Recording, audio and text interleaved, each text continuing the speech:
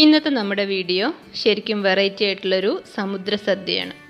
നമ്മൾ ഓണമൊക്കെ കഴിഞ്ഞു വെജിറ്റബിൾ സദ്യയൊക്കെ കഴിച്ച് ഇരിക്കുകയായിരിക്കും എല്ലാവരും. അപ്പം ഇത് പുതിയൊരു സംഭവമൊന്നുമല്ല, കുറേ കാലങ്ങളായിട്ട് തന്നെ കോഴിക്കോടുള്ളൊരു സംഭവമാണ് സമുദ്ര സദ്യ. ഒരു സദ്യയിൽ തന്നെ മീൻ കൊണ്ടുള്ള എല്ലാ കടൽ വിഭവങ്ങളും ചേർത്തിട്ടുള്ള ഒരു സദ്യ.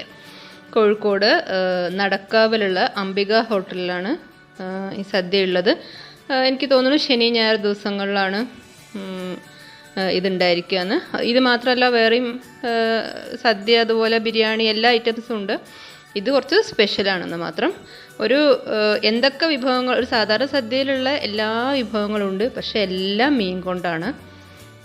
ശരിക്കും ഒരു വെറൈറ്റിയാണ്. മാത്രമല്ല നമ്മളിങ്ങനെ ബൾക്കായിട്ടൊക്കെ കഴിക്കുമ്പോൾ നമുക്ക് അത്ര ടേസ്റ്റ് തോന്നൂല, പക്ഷേ ഇത് നല്ല കിഡിലൻ ടേസ്റ്റാണ്. ഓരോ വിഭവങ്ങളും നല്ല അടിപൊളിയായിട്ട് നല്ല ശ്രദ്ധയോടുകൂടി തന്നെ ആണ് അവർ ചെയ്തിട്ടുള്ളത്. അപ്പോൾ സാമ്പാറുണ്ട്, അതുപോലെ മീൻ കൊണ്ട് ഇങ്ങനെ തേങ്ങ അരച്ചിട്ടൊരു കറിയുണ്ട്, മീനിൻ്റെ തന്നെ മുളകിട്ടൊരു കറിയുണ്ട്, പിന്നെ കക്ക, കല്ലുമ്മക്കായ, ഉണക്കമീൻ പൊരിച്ചത് വരെ ഉണ്ട് ഇതിൻ്റെ കൂടെ, പിന്നെ കപ്പയും അതുപോലെ മീനും കൂടി മിക്സ് ചെയ്തിട്ടുള്ളൊരു, നമ്മൾ കപ്പയും മീനും വെക്കില്ലേ, അത് ആ ഒരു സംഭവമുണ്ട്.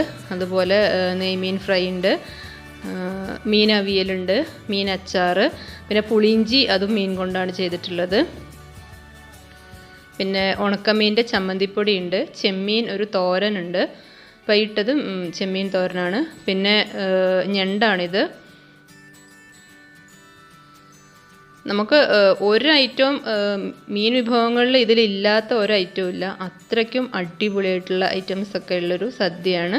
പക്ഷേ ഒരുപാട് പൈസയൊന്നും ഇല്ല കേട്ടോ. നമ്മൾ സാധാരണ ഹോട്ടലിൽ നിന്നൊക്കെ നെയ്മീൻ ഫ്രൈ ഒക്കെ വാങ്ങുമ്പോൾ നല്ല വിലയാണ്. പക്ഷേ അത് വെച്ച് നോക്കുമ്പോൾ ഇത് വളരെ ചെറിയൊരു എമൗണ്ടിന് തന്നെ നമുക്ക് കിട്ടും. നല്ല അടിപൊളിയായിട്ട് കഴിക്കുകയും ചെയ്യാം.